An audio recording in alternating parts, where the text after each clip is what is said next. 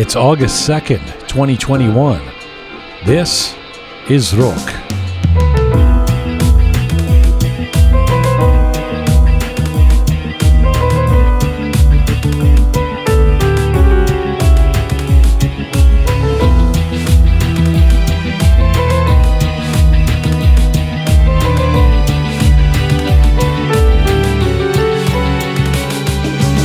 Well, there is no shortage of Iranians who've overcome adversity to find great success in the diaspora, and in some cases those folks have built their story with hard work, determination, and independence, those who are khud sakhte, as we may say in Persian. Well, today's featured guest falls into that category, an Iranian-British CEO and founder of Babylon Health, who fled Iran in his teens with little in his pockets but ambition and intellect. Ali Parsa got a PhD in engineering physics, became a successful investment banker, and then a corporate leader in the health space. From Refugee to Billionaire, Ali Parsa joins us today from London. This is Conversations from, to, and about the Iranian diaspora. I'm Jian Ghomeshi. This is Roqe.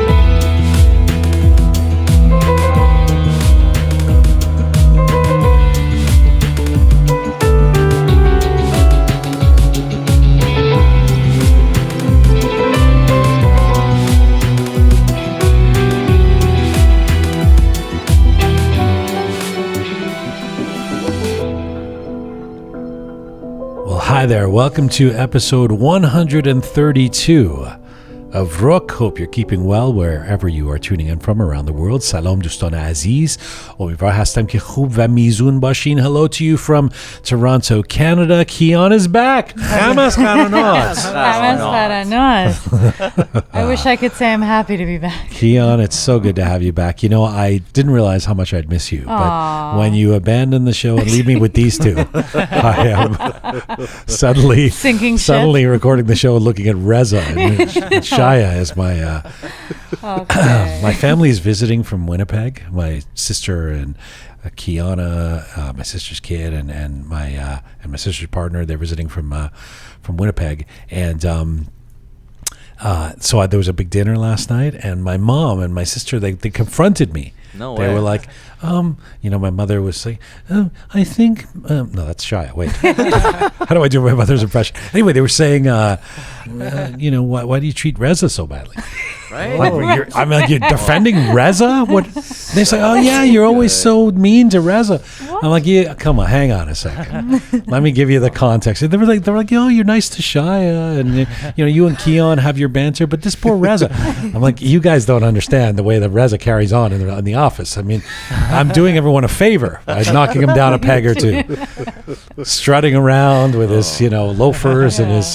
That's crazy. I mean, it makes me happy though. It's so heartwarming to have fans amongst the Ghomeshi family. Let me explain to the audience. Let me explain to the audience that Reza is someone who walks around 24/7 every month of the year, every season, with sunglasses on the top of his head. That's the person he is. Cool dude. The night I met him, we met at it was in a Persian event. It was like a gala event that we met at, and it's people are dressed in suits and saying Reza has shades on the top of his head. He's not wearing the shades on the top of his head. Oh my God, like he's Spielberg shooting Jaws or something. I did, and I was wearing a suit actually. And they're $12 sunglasses. They're not even like it's not a. What is it with the sunglasses? It's not wrong. They're cheap sunglasses. Wait, guys why? break them. It's because I don't do my hair every day. I have bad hair days pretty much every other day. It works like a little bandana. Yeah, it holds my hair down. It's not genius. Trust me. Well, not people. I mean, I don't know who. Somehow he gets dates, and he's like, I don't know who's attracted to this. Like a guy with the $12 sunglasses stuck in his head 24/7.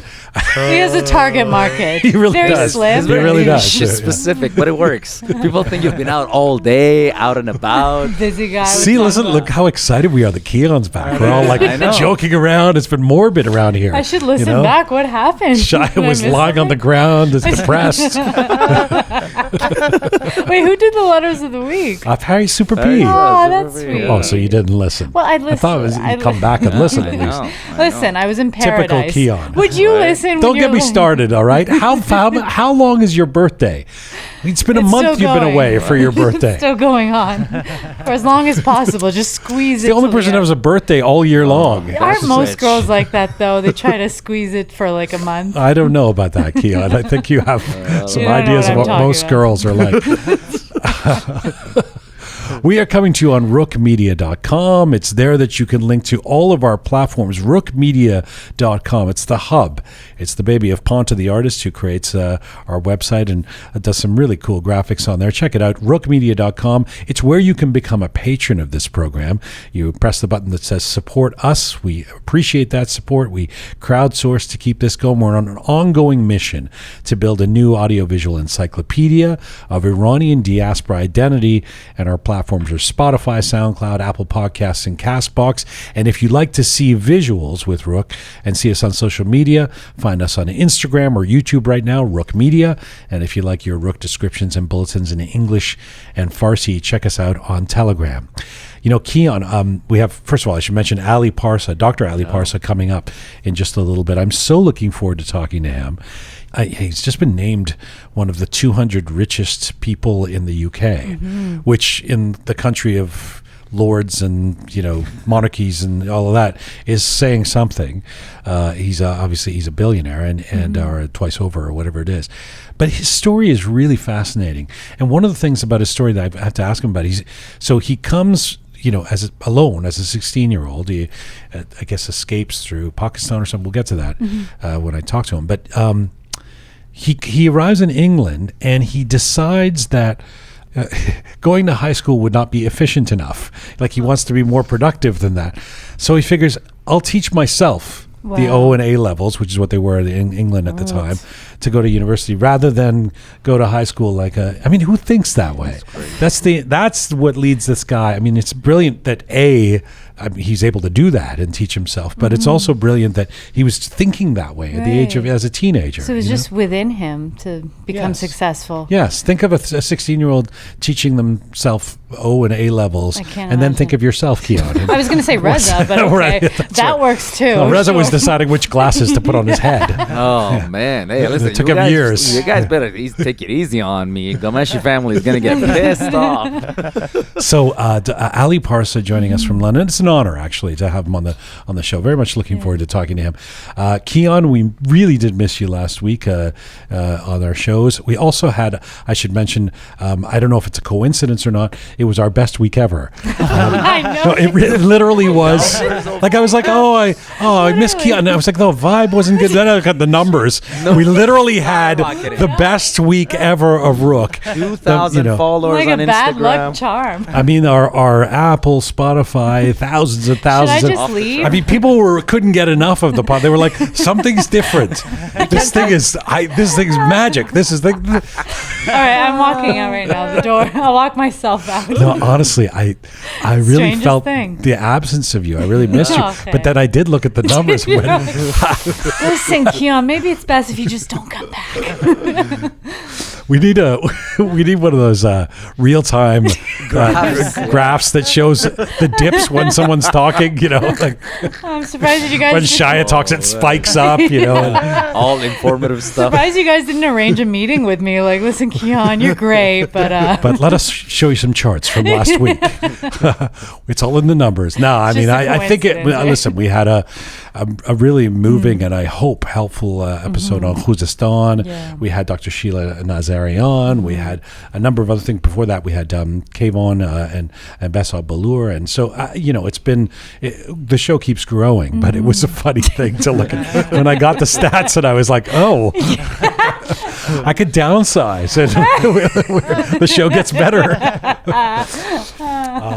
Hey, a big thank you and shout out to Ed Dolat Abadi. Ed Dolat Abadi, who you can find at torontorealestatemarket.ca. torontorealestatemarket.ca for helping make this episode of Roqe possible. Ed is a real estate broker, an agent who works with Royal LePage Signature Brokerage.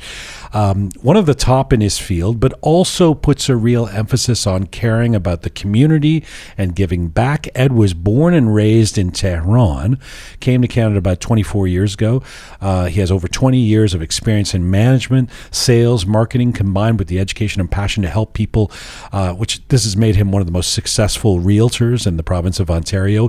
If you are looking for real estate in the Greater Toronto area, Ed Dolat Abadi is your guy. He cares deeply about the Persian community as well and supports endeavors like Roqe. Thank you to Ed Dolat Abadi. And here's the URL, Toronto Real Estate Market. One more, Toronto Real Estate Market.ca. You were telling me Dolat Abadi. Dolat is the state, right? Yes. And Abad is... It's like county, like Orange County. You can call it Portagalabad.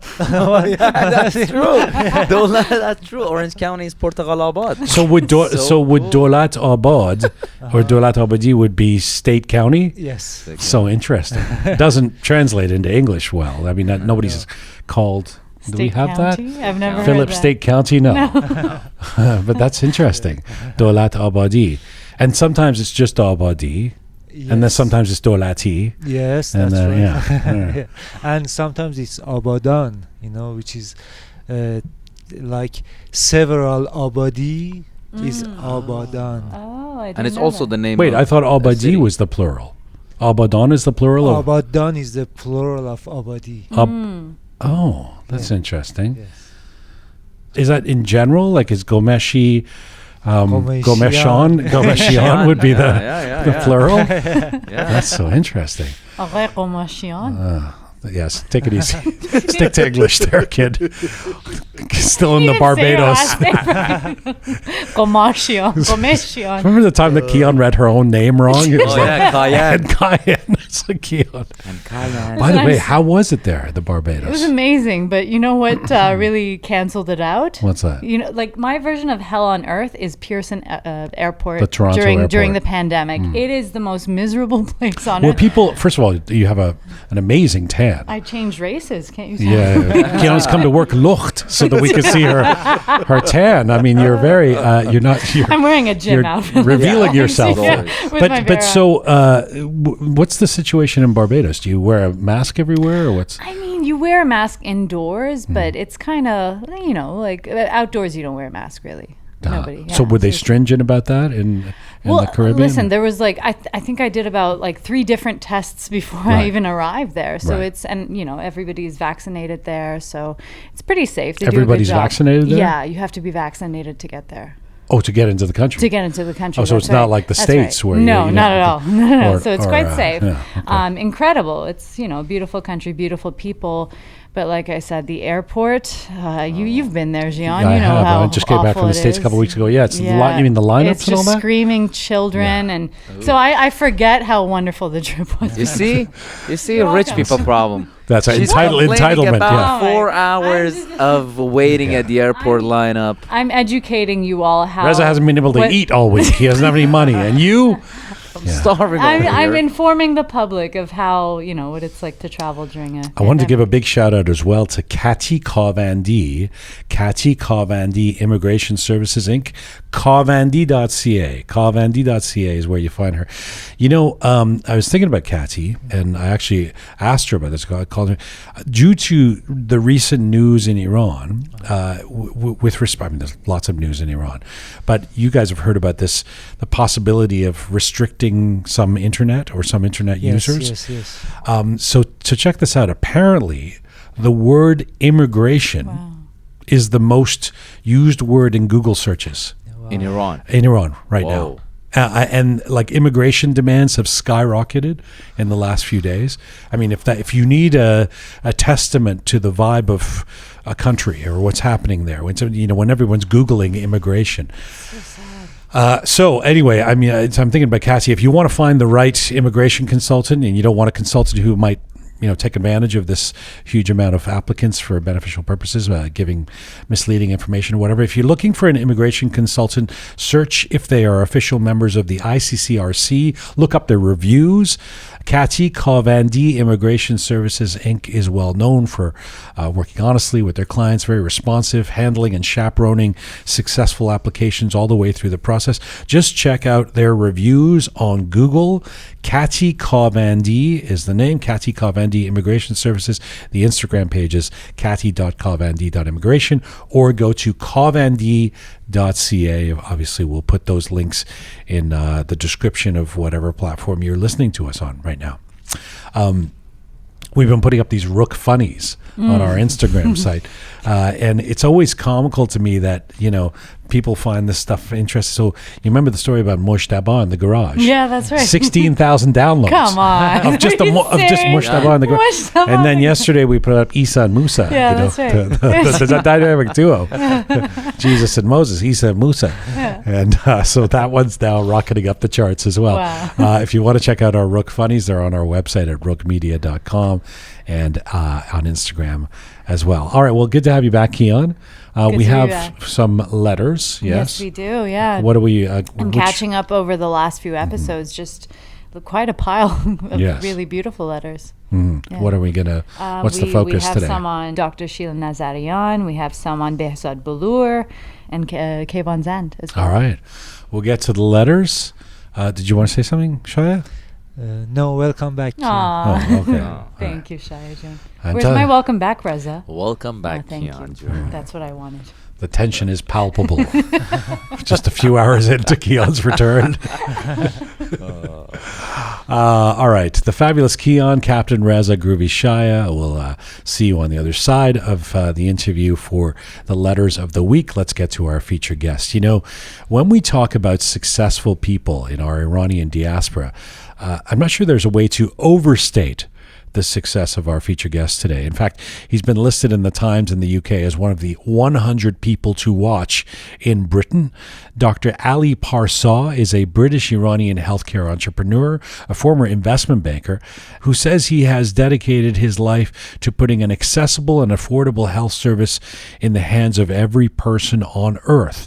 He is the founder and CEO of the digital healthcare company Babylon Health and the co-founder and former CEO of Circle Health. Ali was born in Rasht and left Iran at the age of 16 in the aftermath of the Iranian Revolution, looking for a new beginning. As a teenager, after teaching himself O and A levels, he attended the University of London, where he studied civil and environmental engineering. Then he continued at UCL, earning a PhD in engineering physics, and then had a successful career in investment banking. He is known as an entrepreneur who's pushing the boundaries of artificial intelligence, and he's become an award winner in various fields, including the healthcare space, and has had resounding material success. Most recently, the Health Service Journal recognized Ali as one of the 50 most influential people in UK healthcare. And in May, Ali was given a place on the Sunday Times Rich List as one of the most wealthy people in the UK. And right now, Dr. Ali Parsa joins me from London today. Hello, sir. Hi, Jian. Thank you so much for your extremely kind introduction and for having me. Khasta nabashid. I mean, it's quite a list of accomplishments. I think you could just quit now if you want to at this point. You know how it is. When people write about people, it's usually exaggerated in one direction or another. Nothing is ever as good or as bad. That is true, but I don't think we can deny the trajectory of things you've done. First of all, let me get this straight. When you launched a healthcare app in 2014 that enables remote consultations, did someone tip you off that there's going to be a global pandemic within a decade that would make your product near essential? They did not, but it was obvious that the trend of things and the way they were going, and it was also obvious that healthcare is not being delivered in the way that it should be delivered. The pandemic was just something that happened, and actually it didn't affect our business in the way that you imagine, because our business didn't increase because of the pandemic. Our work increased because of the if you want, the general trend towards digitization of healthcare on one hand, and towards a move to value-based care as opposed to fee-for-service care on the other hand. It's interesting because, yes, you're right. I mean, it would have been my intuition or my expectation that this would have been a boon to your business. I mean, one of the things I thought of is the digital first strategy and business would have been important in its function for efficiency. Like if you told me about this in 2014, I would have gone, okay, this is a way of avoiding having to actually go to a clinic in this fast-paced world. But now it takes on a whole other relevance as a measure of safety for patients and doctors who want and can do this remotely. Was that part of the plan from the start? Yes, and I think safety is it's a very important part of this because if you can imagine, right? Imagine being ill. Imagine having a child who is ill, who's got a temperature, who's feeling miserable, and then you have to drag them out of their bed. Put them on either public transport or if you're rich enough, I know in Canada most people have cars, but that is not true in most of the world. And then you have to get them to a doctor's surgery. You have to wait for a long time, one of usually most infected places on earth.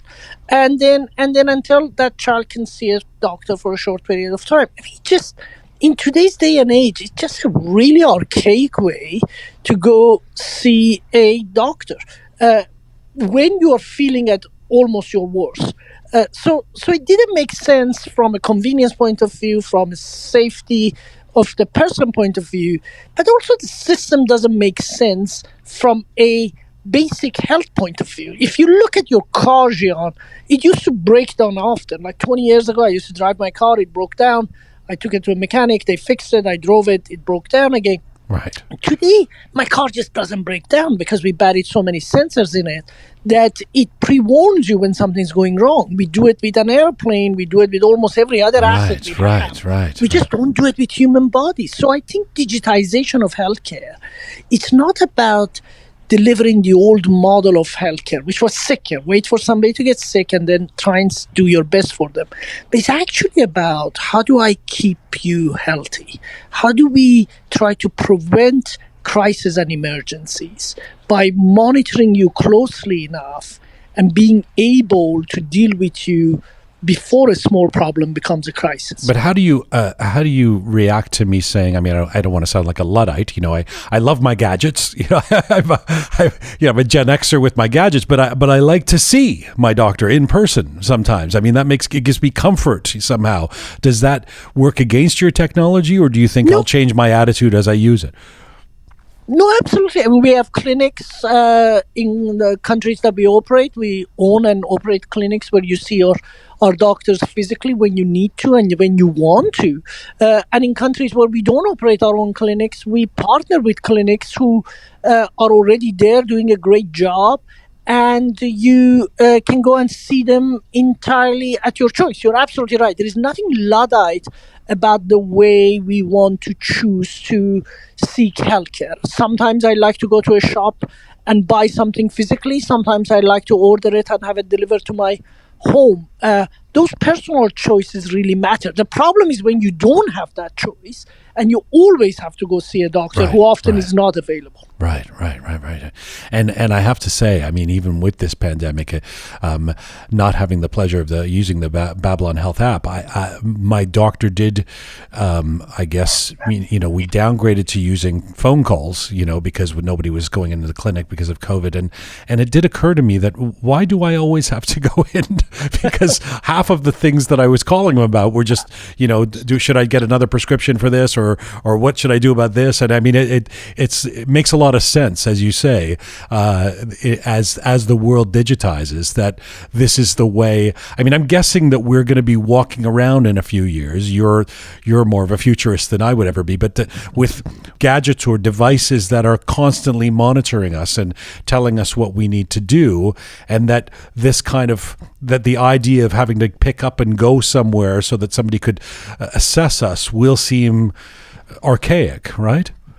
I certainly hope so. I mean, it certainly is archaic in case of almost any other asset that we have. I mean, can you imagine on an airplane if you're traveling and you just wait for a crisis to happen and then you react? I mean, we can foresee when an engine is going wrong. We can foresee when so many other things are happening in our surrounding environment. Nobody should really be surprised by getting stage 4 cancer.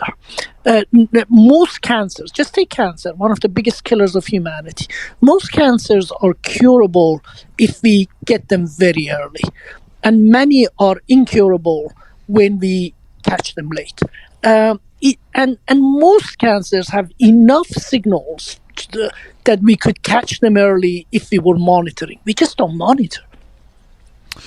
You know, I want to come back to Babylon and I mean your app, not the place in from the past, but I have to get into your story because as I've told you before, off the outside of this interview, I find you to be an inspiration in terms of what you've done. Your story is amazing because you immigrated west, but in your case, you did it alone. I mean, tell me about being this 16-year-old Iranian kid landing in London in the immediate aftermath of the revolution that we had in Iran. Take me back to that time. Anybody that immigrates, it's not easy. It's a hard journey. And it's the same for all of us. I was very lucky. I was born in a middle-class, loving, wonderful family. And leaving that family was incredibly hard, in the same way that it's hard for everyone. I lost my father, unfortunately, last year to COVID. And I remember that as I was leaving Iran, he walked with me or came with me as close to the border as he could. And as we were leaving, I was leaving, he came to hug me, and the person who was going to take me away said, "Look, you cannot hug because people will notice that you're separating." And so he says, "What do you expect me to do to a son that I may never see again?" And I said, "Just at best you could shake his hand." So he shook my hand and he said, "You just stay well until I see you." And I remember at that time, we had no expectation. There was no mobile phone. Which border was that? Where were you? That was a border to go via Pakistan. And so I left that way, and within half an hour, by the way, I got caught as somebody who was going to go away. And it was fascinating that a complete stranger who knew me not at all came and intervened and risked his own life to allow this young 16-year-old to pass by and go unharmed. And I learned there and then, and I learned that many times since, that it is always the people that you love most who are always looking after you, but it's also the people you do not know at all that are looking after you, because it is in the DNA of humanity to be kind and to look after each other. That's how we survived throughout millennials. And so it would be so wrong of me to say, "Oh, well, I left on my own and I survived on my own because of all my own achievements." The reality is I was helped all the way with so many countless kind, honorable other people who just pushed me along the way and helped me do well. And it's nonsense to try and claim credit for what others helped you get to. That's quite beautifully said, and I'm going to ask you about the DNA of humanity. I wouldn't want to overstate this, but it's interesting coming from a Persian saying that, because I find, sadly, I say this, I find us to be very distrustful and to be quite cynical sometimes about humanity. Maybe it's because of what Iranians have experienced in the last few decades. But do you really believe that much in humanity? Yes, absolutely. I mean, look, we wouldn't been able to survive as a species if we didn't help each other out. We are a social animal. We hunt in herds and in packs. We eat together. We look after each other. I mean, you said the name of my company, Babylon. The reason we chose it to call it Babylon was because all those many thousands of years ago, the Babylonians had a model in which if they got ill, they stood in the middle of a square that was assigned to the ill, where it was the duty of every person who passes by to ask you what's wrong with you, and if they had experienced that problem, to tell you what they did to survive. So I think that humanity and many other, by the way, species are in their DNA are designed to be social and to be helpful to each other, and most people are. Now, it is true that in any group there is always the odd one out, and I had my own fair share of suffering from those people. But it is utterly wrong to generalize and say because we hit a minority who do the wrong thing, that means everybody does the wrong thing. That would lead to a cynical, pessimistic, downbeat world. And I just refuse to be part of that. You know, I love your story, or I love your remembrance of the guy in Pakistan who helped you out, who had no incentive or family ties or anything like that. And I also really appreciate, as I'm sure the people listening do, that you keep issuing disclaimers for us to not see you as some kind of hero. And surely a lot of people, a lot of us Iranians have immigrated, but to come alone without your parents. As 16, I mean, a lot of 16-year-olds wouldn't have made the choice, would have just sort of thought, I better hedge my bets and stay in Iran with my family. You've said that it did teach you the ability to stand on your own 2 feet. Talk to me about that. Well, I think it's Malcolm Gladwell who has this concept of desirable difficulties. And like many other middle-class teenagers or children, I was born in a very loving, very caring family, although my family was always very open and very liberal. And from much earlier age, for instance, I used to spend my summers on my own by the Caspian Sea with friends in a hotel. From first day of the summer to the end of the summer, I would be there. So that trust that the family had in its children to grow up as maturely as possible obviously helped. But I think that at the end of the day, we're all protected. And being taken out of that bubble and having to stand on your own feet and having to survive on your own, it's a very valuable lesson. Because what it teaches you, Jian, is that frankly, most problems solve itself. Frankly, if you run into trouble, there are many, many others who are prepared to come and help you out. Therefore, there is really no point in doom and gloom and worrying about things too much.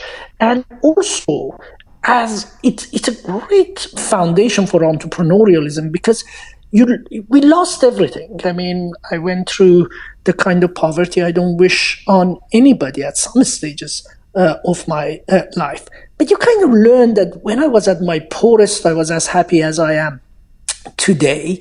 And life kind of goes on, and you find happiness in things that you have. I remember my girlfriend at the time, who is my wife today, and I were going through a tough patch financially together. And there was a time that we had, Jian, you wouldn't believe it, but we had 20 pounds that we left on our library. And it was Tuesday, and we were waiting for getting paid again next Monday. And a friend of ours who came to our house had another friend, and that friend actually took that 20 pounds. I mean, just stole it. So we had to survive from that Tuesday, Wednesday, whenever it was, Monday, to the next Monday, and whatever was left in the kitchen, the pasta and the beans and whatever. And you kind of learn, well, you laugh at it, you survive it, then on Monday you cash in your check and things happen. And then you learn that, frankly, things always pass. And frankly, whatever goes wrong, it'll fix itself out through time. And things can't get as bad. And when it was that bad, it wasn't that bad, if that makes sense. Well, that's a perspective you can only get if you've had some ups and downs in your life. That is an amazing perspective. Although I'm always suspect of somebody who now has great resources saying, I was just as happy when when I was living in poverty. I mean, I think it was John Lennon. Somebody said that was at one point. John Lennon said, "Everybody should be happy with what they have," and it was like, well, it's nice, And my friend would always say, it's nice for John Lennon to say that, but not all of us are John Lennon. I mean, can you really say you were as happy when you were living in poverty? I had other things. I had other wealth that I don't have today. So, look, I'm in my 50s now, right? So I wake up in the morning, the back hurts, the shoulder hurts, the knee hurts, right? I didn't have any of these issues, right? I need to watch what I eat, otherwise I'll put on a little bit of belly. It didn't matter what I had, I was highly sporty. Things always looked great, right? I mean,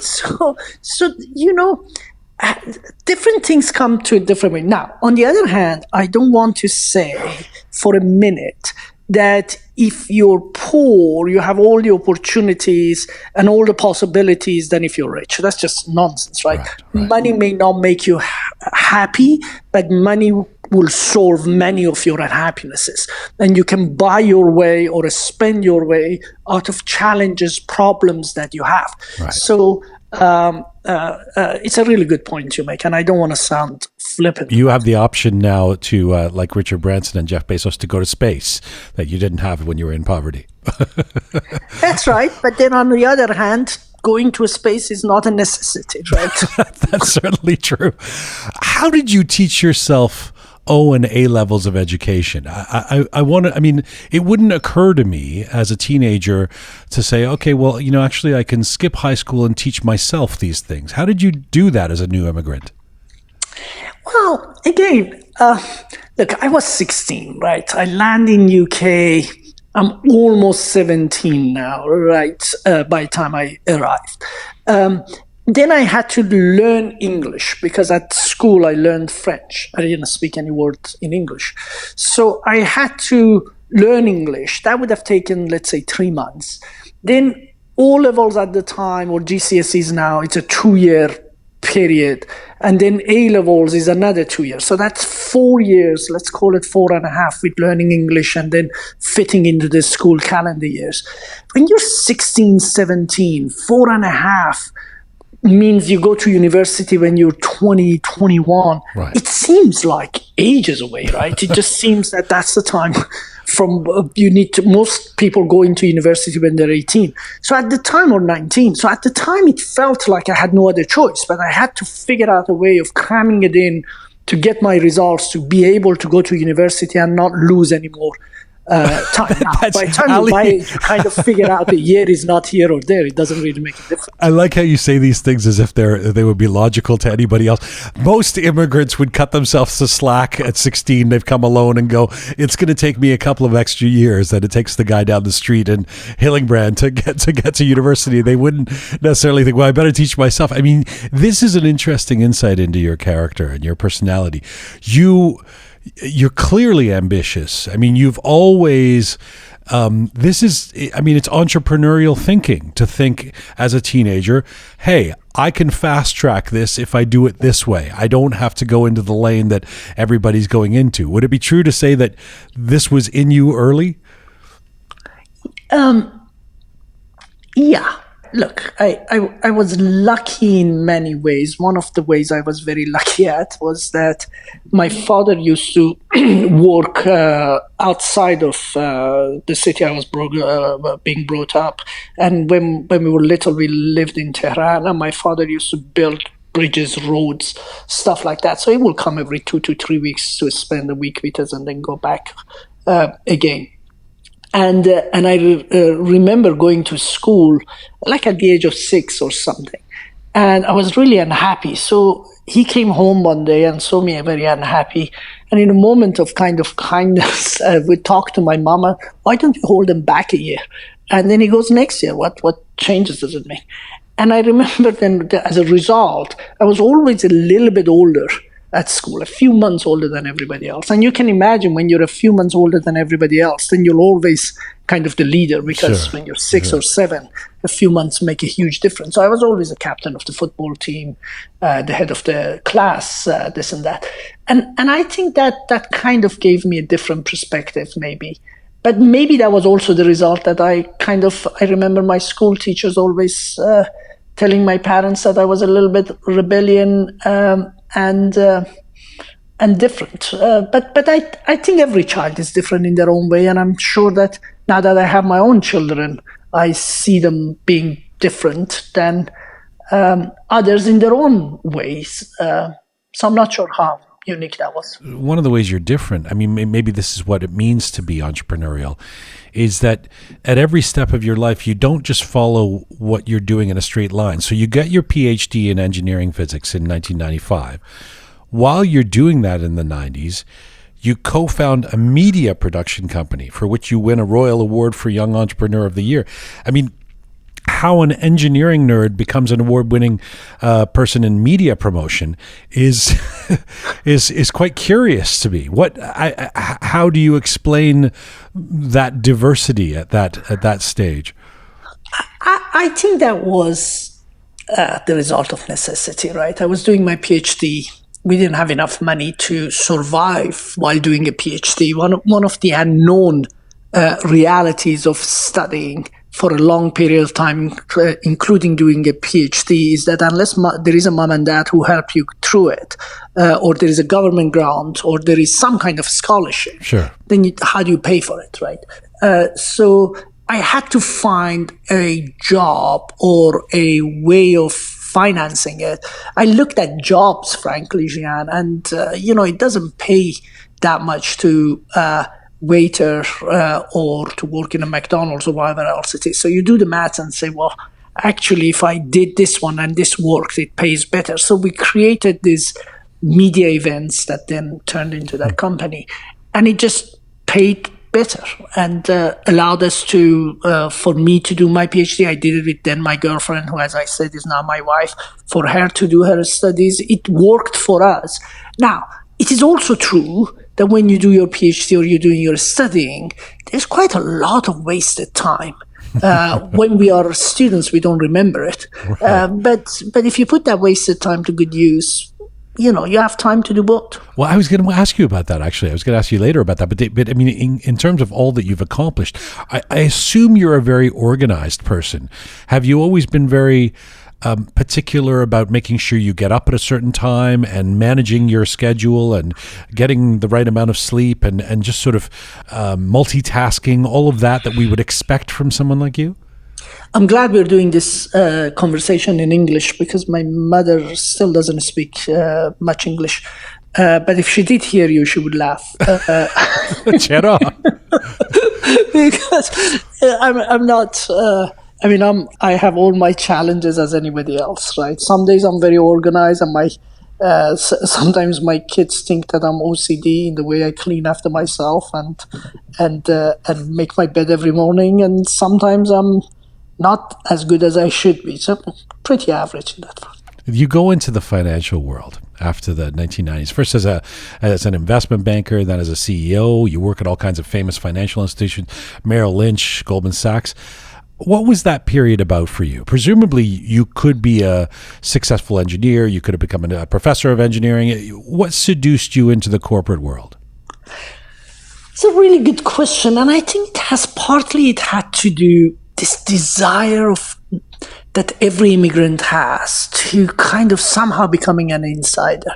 So I remember when I sold my company and I found a glimpse into the investment banking world. And remember, this is mid-90s. And investment bankers wore better suits, kind of dressed better, talked better. Right. And I just did the math. And so for every minute they spent with me, they made infinitely more money than I did building my company per hour. And I just thought, well, why is it they do that I can't do? So I've become an investment banker too. And I knew nothing about it. And remember, I don't have any family members at the time who were investment bankers, no friends who were there. So you're trying to read about it all the time. And I remember at the time there was a book by Lewis called Liar's Poker, I think. And I remember reading that and then having a final interview at Goldman Sachs with Cohen, who at the time was the head of commodity trading, who then eventually became the president of Goldman Sachs, and he told me that, son, you better go to investment banking side rather than the trading side.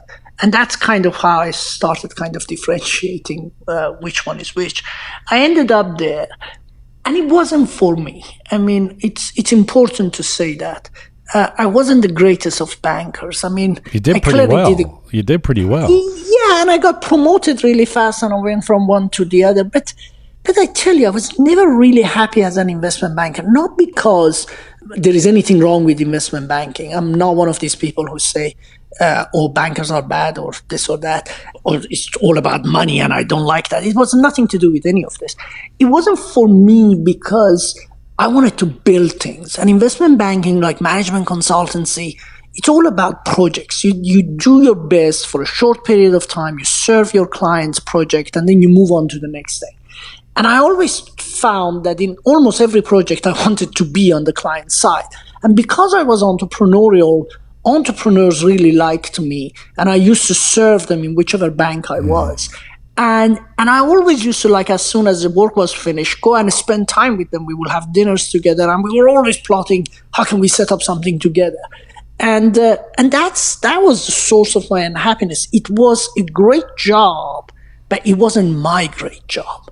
And I always tell the younger people, never look at what works well for somebody else. Find what it is that is in your nature that you will enjoy and you can be passionate about, and then you will do really well. I mean, because I really never was that passionate about banking, I did well because I got lucky and I did well, and I had this thing that clients liked me. But it wasn't really for me. And when I look at it now, if I started becoming an entrepreneur earlier, probably would have been better for me than kind of sticking it out. Let me ask you about entrepreneurship, but first, just one thing you said there that I thought was quite interesting. That you didn't know anything about investment banking, you went into it. Are you someone who believes?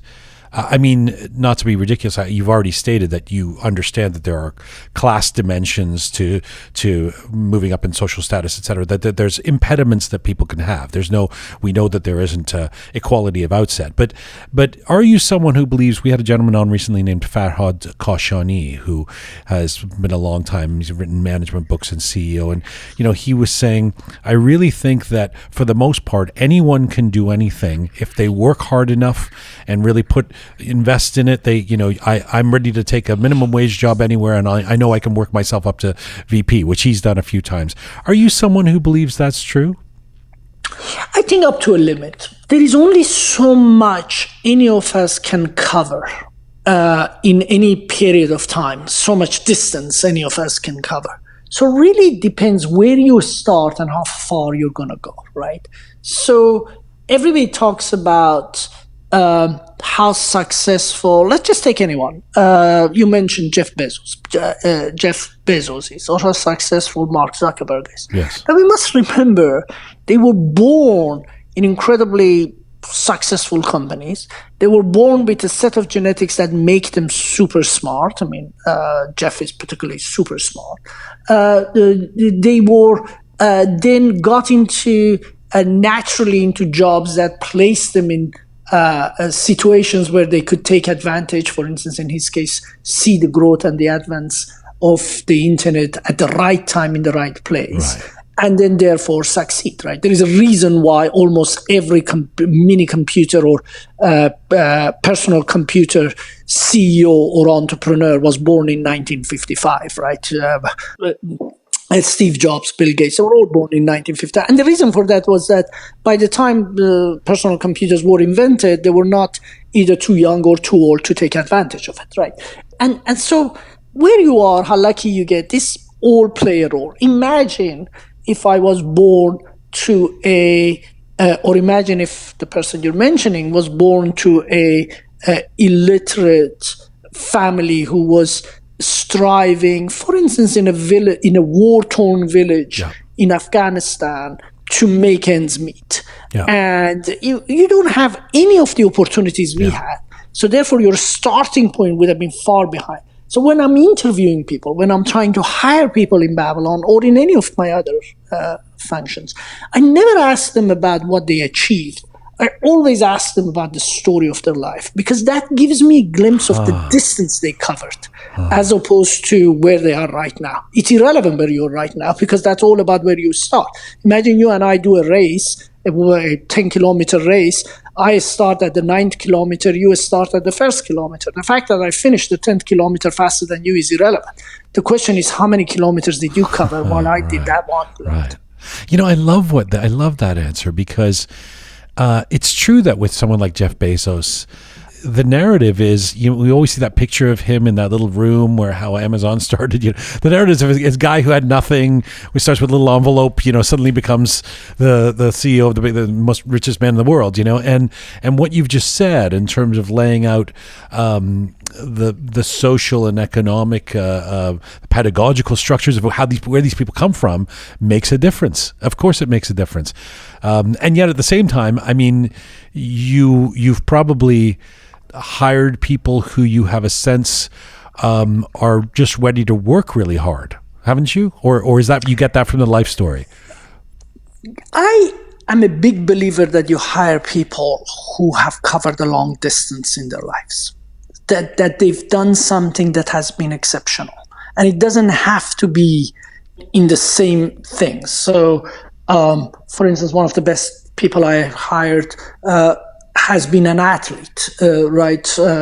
And you just know if this person kind of had to wake up at 5 a.m. every morning as a kid to swim for 2 hours or 3 hours before going to school. There is a DNA of that person that is all about determination, about succeeding. So you're looking for those traits of being exceptional, of giving it all. But that doesn't mean that somebody else who's a lousy athlete, you shouldn't hire them, because they probably are exceptional in something else. You need to find what it is that is exceptional about every person, and then help them to double down on it, as opposed to waste their time on something else. I don't know if, Jian, you ever came across a 19th century essay by a guy called Hartley, which was called The Animal School. Did you ever come across what's it that? called? What's it called? The Animal School. No, it basically talks about this school that tried to get every animal to do great at everything. And the short of it is that, for instance, the eagle wanted to fly to the top of the tree, and it said, no, you have to climb. And the duck wanted to swim, and it says, no, you have to run. And as a result, every one of these animals ended up doing really badly. And that's what we do in our society, right? We say to everybody, you have to be great at everything. I mean, look at corporations, right? They do their 360 reviews of people, and then they say, okay, here is your point of good, but now let me tell you what you have to improve on. I mean, it's like, I don't know, I love watching soccer. I mean, who tells a goalkeeper you need to go and score a goal, and because you can't score enough goals, you're a bad football player? I mean, it's just absurd what we do to people. And then we wonder why so many people are suffering from lack of self-esteem and not doing well and having all these challenges. It's not because they're bad, it's because often they're surrounded by people who are not very good. There's something else too, though, when you talk about a life story. And when I said at the beginning of the interview that I find you really inspiring, this was the thing that you've talked about that I found the most inspiring. You've made the case for the importance of perseverance. And that's got to be part of when you understand somebody's life story. You understand whether how much they've persisted or persevered. Can you give us an example from your own life or your career where perseverance would have made the difference between you succumbing or surmounting an obstacle to achieve the success you've had? Almost everything, Jian. There is no such thing in life, in my view, that you achieve by just getting lucky and achieving it. It's very rare. And even if you win the lottery, you look at most lottery winners, they pretty soon lose everything they got, right? Or they go back to the same level of happiness they had before. Because if you haven't worked for it and if you haven't persevered for it, you don't even know how to keep it, right? To me, anything you do takes a long time for you to learn, and it never comes because you did it and got it right the first time. It comes because you just kept at it and made it better and better. And people talk about overnight success stories. We talked about Zuckerberg, right? About how he came up with Facebook overnight, and it was phenomenal success immediately. And what is one of the rare examples of something happening really fast. But even then, can you imagine if he only stuck with Facebook and didn't do anything else? I mean, it would be a complete disaster today. I mean, the genius of Zuckerberg is the fact that he is constantly aware that he needs to improve and do better. Right. And therefore, kind of WhatsApp and Instagram and everything else that Facebook is invested in and is developing. He's not Blockbuster Video. Right. Or Motorola phone. You remember Lazaridis from Canada, right? I mean, he would just refuse to improve it, or in the face of things changing like so openly in front of him. And he was a true genius if you look at his life story. What was the precipitant, Alijan, for going into the health space? So we've established you were this engineer, the PhD, then the investment banking. I mean, the two companies that have made you famous, and the one, of course, that is very successful now, project is Babylon Health, but the one in 2004, Circle Health, was the first private company to run a UK National Health Service hospital. What was the precipitant? Why did you want to go into the health space? So, I often kind of have a smile when people I read about other people when they answer that kind of questions. And often they always have some elaborate reason how they ended up where they ended up with. I mean, we've now recently seen a few of our billionaires who are going to space, and there is always a story of how they always wanted to do it as a child. The truth of the matter is, it was sheer pure coincidence, right? I had my first daughter, and I had 2 weeks of paternity leave, and I went to Goldman to my boss and said to my boss at the time that, look, Scott, I'm going to quit. I'm leaving because I want to be a full-time dad. And he thought I was mad, but I thought that, look, it's late in life. I'm having a child, and I want to give it everything. And 6 months of gaga goo later, I just thought this is the hardest thing I've ever done. So I moved on. But at that period of time, I had time to do some surgery on my knee that I had to do because I used to do a lot of sport, and I had a consistent problem with my knee. And I just Jian saw some of the best private hospitals in UK, in London, that were doing I was doing my knee, and I thought, surely if this is the best private hospital out there, I could do better hospitals than that. So I started building a chain of hospitals, Circle. Our very first hospital, for instance, we said, well, why should a hospital look so awful? So I hired Norman Foster to design it. The very first hospital we built won the award for the best public space globally. We said, why should the food of a hospital be so rubbish? So we hired a Michelin star chef to deliver it. We said, why should they to cook it, not just to design it, but to actually work there and cook it every day. And then we said, why should the service be so awful? We call it hospital. Why couldn't a hospital win the service for hospitality? So we hired the team from the hotel, the 5-star hotel, who used to every year win the best hospitality awards in UK. And 2 years later, we beat them in it, and our hospital, Circle, won the best hospitality award for the 2 year in a row, first time a hospital ever did it, and so on. So NHS gave us a hospital because we were already doing really well, and they had to shut down a hospital and say, they gave it to us to see whether we can make it work, which we did, and it did very well while I was there. Unfortunately, 2 years after I left Circle, it kind of didn't do as well and was sent back, was given back. But while we were there, it did phenomenally well.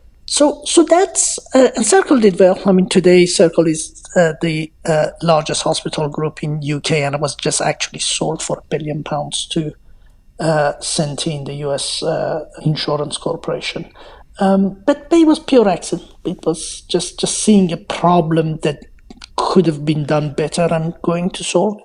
And the reason I'm saying that is so that for all those other people who are listening, you don't need to have a massive time of inspiration. We don't need to kind of think about what's the best thing we could do is you just need to see problems that you know you can solve, and you need to see something that you say, look, I could do with a better solution than this for myself, so why don't I? But that said, you could have chosen an easier field. Like, I grew up in England. It was drilled into me from when I was a kid, the importance of the NHS. That's a sacred cow, It's like, don't mess with the National Health Service. Absolutely. Not that you necessarily did, and I don't want to get into the private public debate, but how do you, because you must have a way of coping at this point, how do you deal with criticism when whether it's Circle Health or Babylon or somebody writing an article about your taskmaster in the office, your difficulty? How do you deal with these kind of criticisms about public and private healthcare? Do you care about that stuff? Are you a sensitive Persian like many of us, or can you let it roll off your back? What does it do for you? No, I let it roll off my back more often than you think, and I don't read much about that kind of stuff a lot either, because Tony Blair once said, and I think it's very right, and I actually talked to him once I met him about this, he doesn't even read articles about him. Because at the end of the day, you know that because you were in the industry, journalists need to have a story. They're storytellers. Sure. And sometimes the story is about how good you are. But once everybody established how brilliant you are, then the question becomes, well, there's no story in that anymore. So somebody needs to find the story about how bad you are. Well, the negative ones get more clicks. That's certainly what I've seen out there. And Yeah. they get more clicks. Yeah. And I mean, I once, there was a really unfair story about me in one of the journals, and I called a very good friend of mine who was the CEO of a major publications, and I just said, look, it's rubbish. I know it's rubbish. And he said, I know, but look, what am I going to do, right? We can't pay these journalists enough anymore because all our publications are not making as much money. So we hire a whole bunch of very young people who are not that experienced, and we can't pay them much, so therefore we can give them a platform for them to make their name, and everybody's trying to make their names. And it's true, when you look at it from somebody else's point of view, and you say, if I was a journalist, what would I do, right? I'm not going to kind of constantly follow what everybody else says. I have to find my own little story, and sometimes those stories are fair, sometimes they're utterly unfair. And one thing I learned, and you had your fair share of it too, Yep. is that you can't believe everything you read. And most people that I know who, when I read about, I sometimes read what I can't believe is the person that I know about. But it is what it is. You just have to accept it. And it's been true since time immemorial, right? It has always been the case that I think it was Lincoln that famously said, you can make some of the people happy all of the time, and all of the people happy some of the time, but you can never make the opposite of that. But yes, Lincoln said it in the opposite order. But yeah, it was. But I mean, at the opposite end of the spectrum, you are trumpeted as well, as you know. I mean, there. If you Google your name right now, there's a number of articles talking about how successful you are, and being added to this Sunday Times rich list of the top people in the UK. What does that mean to you? Not much. I mean, seriously, these lists come and these lists go. I've been incredibly lucky to have all the money I need. But so what? Right. I mean, so what does that mean? But what about the guy who wanted to be the insider? I mean, is there a little bit of satisfaction when you look at the list and there are a bunch of old English guys and you're in the midst of them or something? I mean, does that help? Yeah, I mean, I would lie to say there is not some satisfaction, although these lists are, first of all, they could also be a lot of trouble. The number of people who chase you for things that are just irrelevant to you, and the amount of time you have to waste over and doing things. So I mean, everything being equal, there is something in not being in any of these lists that are valuable. And it was a complete surprise to me. Frankly, I found out about it the day it was published. And if I had a way to do away with it, it would be good to not have these things. But I think it matters. I remember thinking that I wish my father was alive, because it's not so much about you, it's about everything else that it represents. It represents it can be done. It represents that all the things that your parents have gone through mean something. And we were hoping our kids will never find out. I mean, my wife and I were incredibly careful so that the kids stay hungry. You don't have money just because 1 minute somebody finds out and then you're in a list. You have it, but you build it through time, bit by bit. And it's super important as you're bringing up children that they are not having this sense that, look, I just don't have to do anything. Everything's okay for me until as long as I live, if things go well. So I don't know. I mean, it's a long-winded answer. No, it's a good answer. I totally get the thing about the dad, by the way. The only person I ever, of the big paychecks I've made in my life, the only person that I ever told or wanted to tell was my late father. There's some kind of desire for him to feel good about that, and I'm so sorry to hear about your dad last year. Was he in Iran? He was unfortunately caught COVID in the very first wave of the disease coming in, when there was very little idea of how to deal with it, and therefore he ended up in a hospital in Tehran, and they almost did the textbook of everything we know that shouldn't happen now. No. I mean, he was 93, but he was a very healthy 93-year-old. And there isn't, and I'm sure it's the same with you, Jian, there isn't a day that goes by that you don't shed a quiet tear for the fact that you lost your dad. I mean, these are people that we are not supposed to lose. These are people that we've known from the day we were born. And he was not just my father, he was also my best friend. He was my hero in many ways. He was somebody who went to jail for his belief in humanity and in social justice. When he was younger, he was somebody who spent all of his life just focusing on his good name. And when he died, I mean, we had so many people on a Zoom ceremony for him. We just lost count of how many people had how many good memories of them. So you're absolutely right. Making these people proud of what they've done was the bit that mattered most. Which I'm sure back to that handshake at the Pakistani border, and you're 16 years old. I mean, I'm sure he was tremendously proud of all that you've accomplished.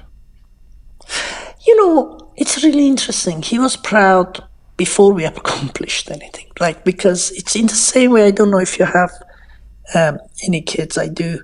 In the same way that you stay very proud when they take their first step, and then when they can run, and then when they win their first race. It really doesn't matter where they are in that journey. What matters is that the first accomplishment. If you love them, you show them their love, and you show them that how much you care for their success. And he always did. He was very, very good at it. I'm so grateful for the time you've given us. I've only got a question, one or two questions left, and I wanted to actually ask you about come back to the kid who came here as an Iranian refugee. I mean, it's a tale that, we've been talking, the subtext of this interview has become about how the media, sensationalizes things. And it's funny to see the headlines about you, because they're always like, the refugee kid who became a billionaire, as if that just is, that's the order, right? But I do wonder how often you tap into your, this program is about Iranian identity to a certain extent, and the stories we tell each other, how often you do tap into your own background as an Iranian and that journey you took to come to the West as an inspiration somehow for all that you do and are. So I am not, and saying that to you on a podcast about Iranians, it's an awful thing probably to say, but I'm not very big about nationalism and your origin as an individual. I'm a huge believer that human beings are human beings, and they all have the same kind of desires and beliefs. And one of the things that going through the journey I went through, and I'm sure you identify with that, is that whether I was an insider or an outsider, whether I was young or I'm much older now, whether I had no money and I have some now, it really didn't matter. What I found in that journey is whoever I was with, people, young, old, rich, poor, insiders, outsiders, immigrants, natives, they all have the same desires, the same needs. We just have different opportunities. And I think that's the bit that really matters. Believe me, a Chinese mother loved their children as much as an Iranian mother, as much as a Canadian mother or father, right? So I think it wasn't so much about the fact that I came from Iran. It was more the fact that I came from a wonderful family who gave me a huge grounding. And that family could have existed in any country in the world. And it wasn't just the fact that I was an Iranian refugee. It was just the fact that I was a refugee. And that refugee could be from Somalia, from Afghanistan, from anywhere else, right? And it wasn't the fact that I love humanity because I come from the East. Many of the fantastic friends I have from the West have beautiful humanitarian values to them. So does that make sense? It does. I mean, I'm tempted to say the Chinese mother who loves their kids doesn't make the same level of qeymeh as the Persian mother, but everything else makes. Good. Yeah, but they make damn good, like the duck soup. Right. Yeah, are you? I mean, if you, given your prominence and the fact that people know that you're Iranian, are you courted by Iranian groups and political parties and these kind of things to get involved in the politics of Iran and to make statements, or are you able to stay away from that? No, I avoid politics in every country I'm in. I understand people have their views and their beliefs, and what I found is that there isn't a set of beliefs of views that is 100% right all the time, every time. And I think that we spend far too much time, and you're living in Canada just next door to the United States, you can see it next door to you in the US now, playing itself to an extreme. We spend far too much time finding the differences between each other and fighting over those differences.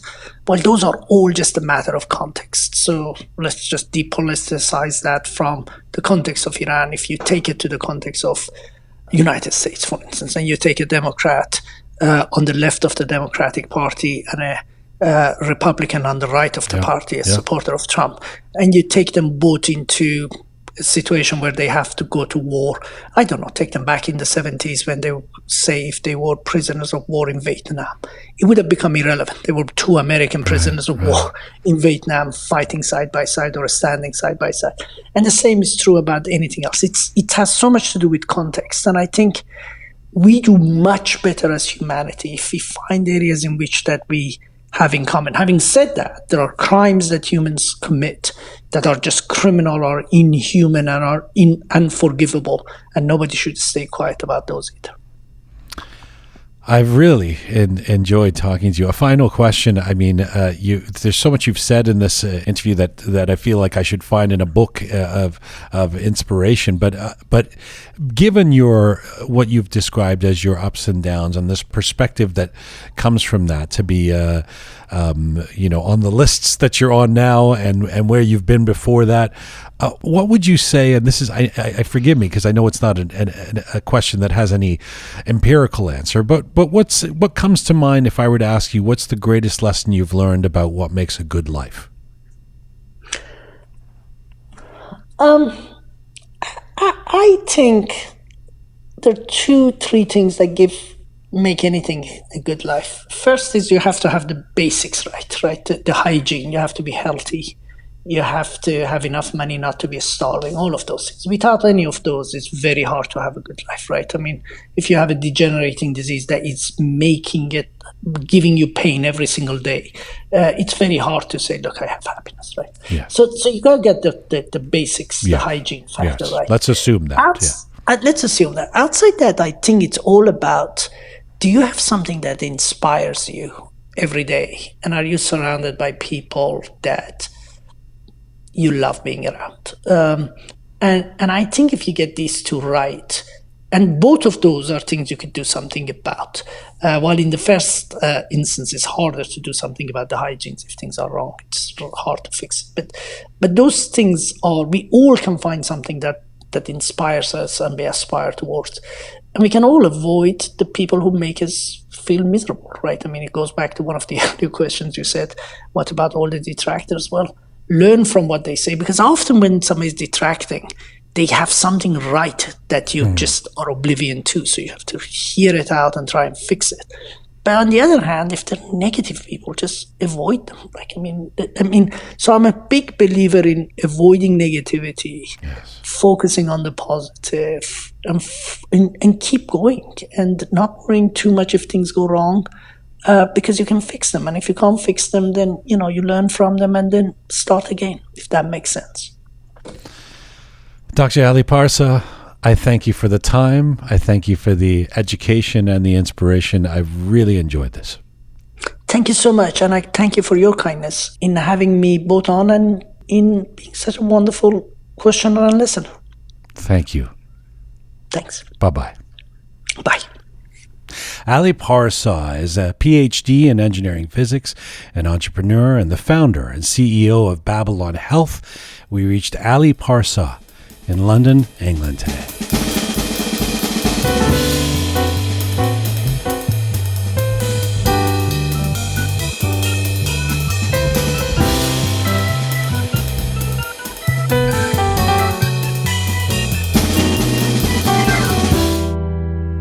All right, microphone's back on for Captain Reza, Groovy Shia, and the fabulous Keon. How about that, Ali Parsa? Wow. It's like interviewing Yoda. Right? He's like this wise person. He's a young guy. But he's, I felt like I was, he was imparting wisdom through the interview. Yeah, truly. But one thing that he said that it brought back a lot of interesting memories, actually, when he was the way he said goodbye to his dad. And the guy. And memories for you. You had that similar experience. Yeah. When I left Iran 16 years ago, I remember saying goodbye to my father. Well, I hugged him and everything. But as soon as he said it, and he was like, we weren't allowed to hug, and it's just like the most you can do, like shake his hands. And I was thinking back, I'm like, and I had my ups and downs with my family and stuff, but I was like, wow, imagine like if I could only shake my dad's hand and not hug him for the last time. It was interesting though. It was interesting. What an interview. It's very cinematic, that story. You see it, you see it at the border. There's people watching. You can't hug. I mean, the whole thing is... it's like a movie. So it's got to make a movie of his... It's what cinematic means, but that's what it means, right? Yeah. I should know. I should have known that. It's very cinematic. Also, it's like a movie. Thank you, Reza. Shia, did you have a reaction to listening as we were doing that interview? Yeah, actually, I loved that part that he said that when he... for example, when he wants to interview somebody, he looks on the path that somebody passed. Don't look at their current achievements. Look at their story. Their story. Their past. Their past. Exactly. Yeah. That's really amazing. I was just gonna say that part really stood out for me. Like someone that's achieved a bunch of things. Sure, that's impressive, but what about the person that's had to immigrate his whole family and escape a war, and those life experiences that really builds character? How would you be able to pull that out of someone in a job interview? And in the past interviews that I've done, you rarely talk about these things. So I don't know. It's like that's true. I've never. I don't think I've ever heard of someone that has this type of interview style from my experience, anyway. So I mean, the story can be. It's where you travel from. It's what you've done in other jobs. You've been. He's saying it's not just about the current achievements, like how successful you are in this moment. It's about where you've been and what you've done in your life. Yeah, your life experiences. Have you never been asked those questions in an interview? Not really. It's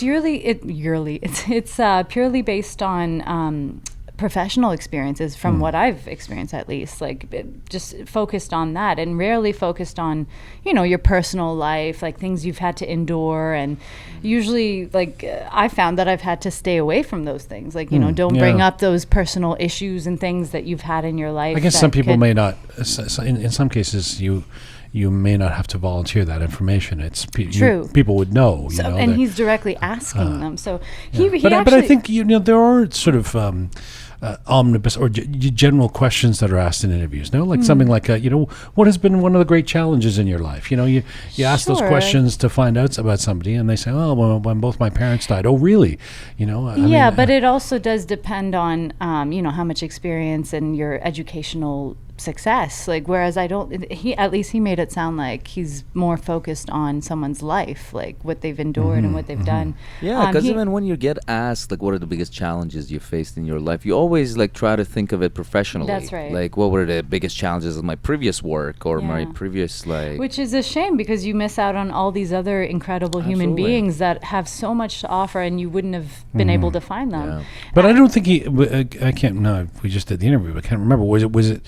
I don't think he was just talking about it in a job interview. He was saying in general. In general. In general, you get a sense of people based on their story. Right, but which you can he was find. talking about people that he would hire for his own company. At least that's what I heard. But that might not mean that he only knows them through a 5-minute interview. I mean, it might be True. There might be other Very ways true. to. For example, he said Jeff Bezos, you see that guy, he grew up in a wealthy That's right. community. That's but right. compared to Ali, that he was a refugee That's and right. he passed a very long path to reach to See, this that impresses me more than someone like Jeff Bezos, someone that's had to endure so much and go through so many struggles just to reach that like high peak of life. And I also think this is. I'm always careful not to, victimize us in too much. But I also think there's something about the fact that Iranians in general have been through so much that even when we're critical, with inside the community of an Instagram influencer, and you go, oh, what is this person? What good is this person? She's just putting hot pictures up, and what do they really do? And then you scratch beneath the surface, and you find out this person, had to escape Iran and with no money, and basically started that race, 10 yards behind everybody else. And suddenly there's a different context for the fact that they've worked their way up to becoming this super successful influencer, or whatever it might be. And I think that's part of what he was getting at there too. I think he was also suggesting, I think, because he said a couple of times about his own bankruptcies and things like that part of the story of someone is they're rising and falling. You see somebody who you kind of want, someone who's had that history, that hasn't had some sort of medium level increase in their trajectory, but somebody who's had ups and downs is you might think has learned more about the world in one way or another. That's right. I don't know, maybe I'm He projecting. really surprised me. I'll say that much. I was not. I had some expectation. You hear billionaire, you think, oh, of course he's going to be very confident, very arrogant, very. But he, from what I gather, he sounds really kind and Super humble. humble and just. So he's different from most of the billionaires you date. All right, letters of the week. Let's I'm not picking on Kian. This is she's made her choices very clear. This is what she's interested in. I've stated nothing of the sort. I love how Jian picks on Kian and then he states that at the end so that he doesn't get... Disclaimer. That little disclaimer. No. My mom and my sister, they were like, no, it's Reza. Kian and you guys have your banter back and forth. She put you in your place. But this, why are you so difficult? And poor little Reza. I went, Reza? It's the last person you should I feel love bad your for. mom now. Reza, I've never met a more confident guy. Yeah, really. He wears Wandering sunglasses around. on his head in public. Sunglasses on his At head night. at nighttime events. Yeah. Hey, a big thank you again to Cathy Cavandi and Cathy Cavandi Immigration Services, Inc. for making this edition of Roqe possible. This is a full-service immigration firm that offers all inland and overseas immigration services, including temporary visas, permanent visas, PR extensions, citizenship applications. Cathy and her team are available to inform and assist you as their client throughout the whole immigration process. If you want to come to Canada, If you're listening from somewhere else in the world and you want to come to Canada, or if you are here and need support, you need an immigration counselor, and Cathy is your person. Cathy Covandi Immigration Services. Go to her Instagram page at Cathy Covandi or covandi.ca. And also a shout out to Ed Dolat Abadi and TorontoRealEstateMarket.ca. Ed Dolat Abadi for helping to make this edition of Roqe possible. Whether you're looking to buy or sell, Ed can get your home sold or find you the home you've been dreaming of. Either way, his goal is to make your experience comfortable, guided, fast, efficient. Ed is a real estate broker and agent who works at Royal LePage Signature Brokerage and is one of the top in his field, but also puts a real emphasis on caring about the community and giving back to the Persian community as well as the broader community. He's also, Keon, an avid horseback rider. He's been breeding, training, and coaching folks with horses for years. It's actually on my list of things to learn. Oh, for some reason I thought you were. I've done it. Did you think that too? I totally thought it fits your brand for you to be a. I've done it, but Saturdays horseback riding, Sundays polo. tennis. I just checked off scuba diving off my list of life things to do. No, but we've seen you pictures of you on horses. Is that not? Yeah, I have horseback. Okay, but I'm not like an avid. I don't go on the weekends. You don't compete. No, I don't do horse jumping. Yeah, You look like you would though. You totally look like you would. Yeah. What is this generalization of? I don't know. It's really not fair that me? we've done that to you. Yeah, Totally. I mean, I can't imagine a horse warming to Reza. Actually, I did. I rode horses when I was 13. In Shiraz. Do you mean donkeys? Yeah, outside of Shiraz. We should have Donkeys horses. as well. My grandfather had a farm, and he had a bunch of horses and donkeys and that's stuff. So I rode all of them. beautiful. Yeah, What about Uncle Bob? Did he have horses? No, Uncle Bobby. It's a Reza He last didn't show. I don't know have if you heard this. Did you listen to? You got to listen to the last show. Bobak? Yeah, Uncle Sure Bobak. is. Yeah. The Bobak, and I thought like Bobak is like Barry or something like that. He goes by Bob. Bobby. Uncle Bob. Uncle Bobby. He's probably as Persian or more than Reza, right? He has got like a thick accent. Yo, It's Bob. Oh, he's got such Hi, a I'm big looking for accent. Bob in Calgary. Yeah, and it'd be like, hello, what is this? You mean, who is this? Who do you want to speak with? Is that Uncle Bob? I thought. Yes, Dige, this is Uncle Bob. What you want? All right. Thank you to everybody for your comments there. Thanks again to Dr. Ali Parsa. What a pleasure it was to have him on the show. Let's get to letters of the week.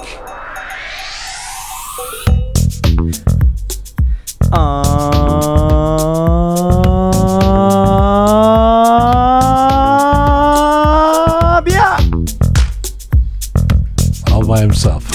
A man alone. As he should be. Yeah. But I persevered. Did you though? All right. So last week on episode 131, we had Iranian-American plastic surgeon and entrepreneur Dr. Sheila Nazarian, who was also recently nominated for her Netflix series called Skin Decision: Before and After. Right, an Emmy nomination. Yeah. Quite impressive. So first off, we have another doctor who wrote to us. Dr. Amir Rouzati says, another interesting interview in a style that's unique to Jian Ghomeshi. It was really interesting for me to listen to this detailed interview from my perspective as a cosmetic physician. Yes. Dr. Rouzati is, I was actually curious to see what other doctors in the field think of Dr. Nazarian. That's interesting. And then we have Fariba Nom Varad. She wrote to us saying, great voice and great job, Jian Aziz. I know the Nazarian family. If they are the same ones I know, Dr. Nazarian was a great doctor in Kermanshah back before the revolution. He assisted my mom in giving birth to me in the hospital. They're a great family and they're a great and wonderful family. Nice. Wow, that's interesting. Incredible. All right, and then we have Mark's username, Marks of Excellence, wrote second generation. I think this is Mark of Excellence. Is it Mark of Excellence? Oh, Mark. I think he's written to us before as well. Yeah. That's right, yeah, that's Keon right. never gets it I right. never get it right. that's crazy. This is all jumbled together. So. Marks of Excellence. Marks of Excellence. It's a mark. It's like Mark of Excellence. All right, Mark of Excellence wrote to us saying, second generation Iranians are quite fascinating. Just take this episode as an example. Very true. And then we have North Targaryen wrote, as amazing as always, in-depth and quality interviews. The name Roqe suits this program very well. Oh, that's not the letter of the week, huh? Yes, That'd it be a gets- nomination for me. I know. This would be. There's a lot to choose from this week, Okay. actually. All right. Also, what was it? 2 weeks ago, on episode 128, we had award-winning Iranian-British broadcaster, fashion designer, artist, and producer Behzad Bulur on the show. So we have a Mehrdad Sadeghi wrote to us saying, "The thing that I observed so many times in this interview was the impatience of Behzad during the questioning," and in brackets he has, "I love this guy though," by not letting Jian finish his word. However, Jian professionally conducted the interview without blaming why he didn't let him finish his question.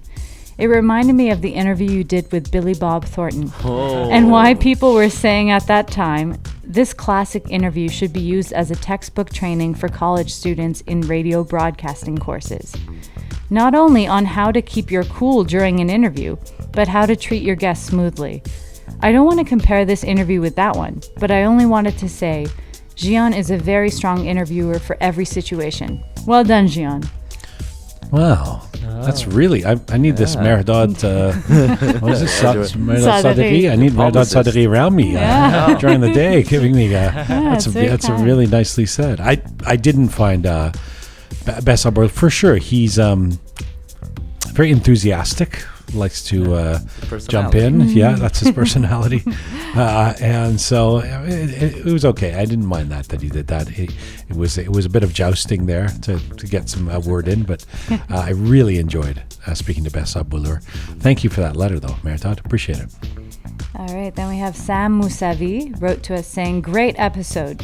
Iranians are more honest in English interviews. No makeup." That's interesting. That's Is this true? interesting. We found that over and over again, haven't we? Right. That folks who, when I'm doing the research, when they come and do an interview in English, they're a lot more candid. Yeah. Why is that? Sometimes. I think it's a number of reasons. One, they feel more inoculated from getting in trouble by speaking on this show rather than doing a Farsi network program.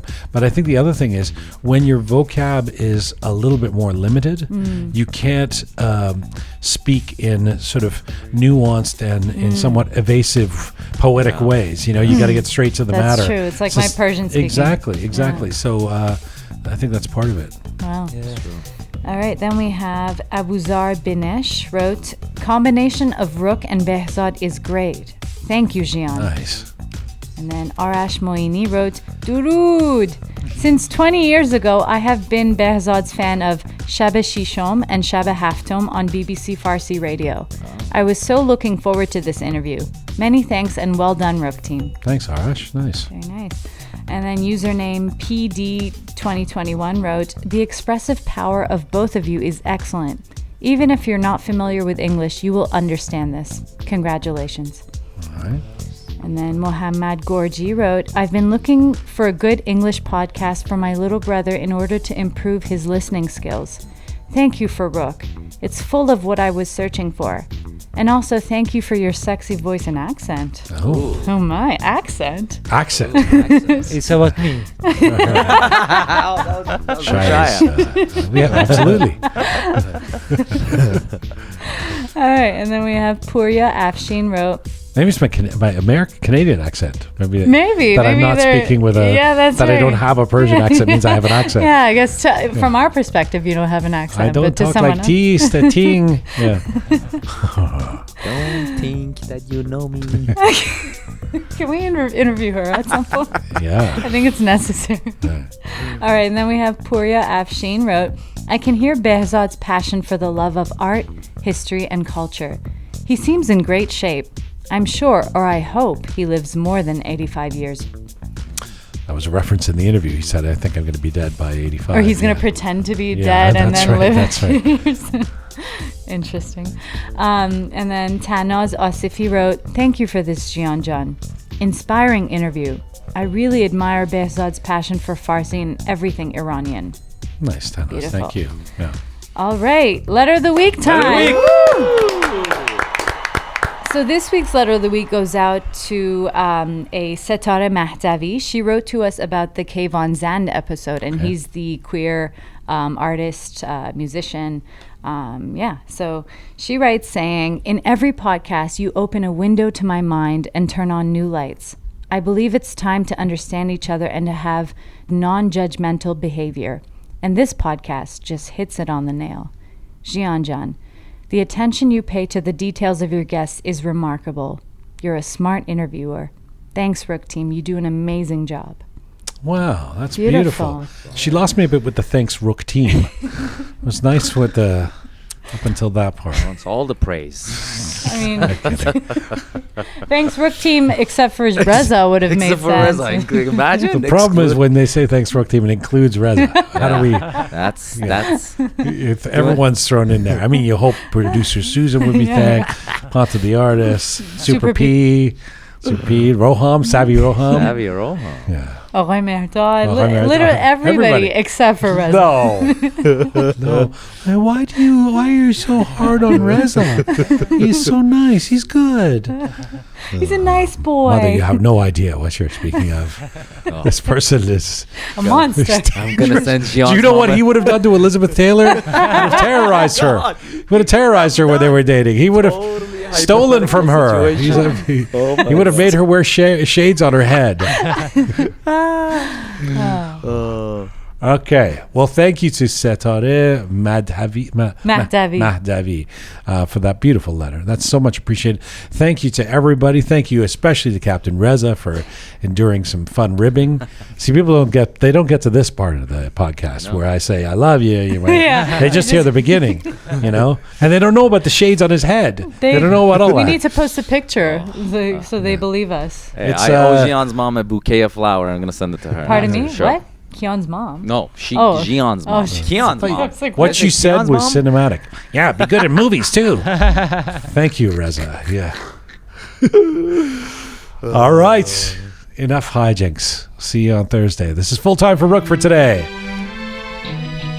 Our website, roqemedia.com, is a place where you can find everything and all things Roqe, including our episodes, our guests, our Roqe moments, our Roqe funnies.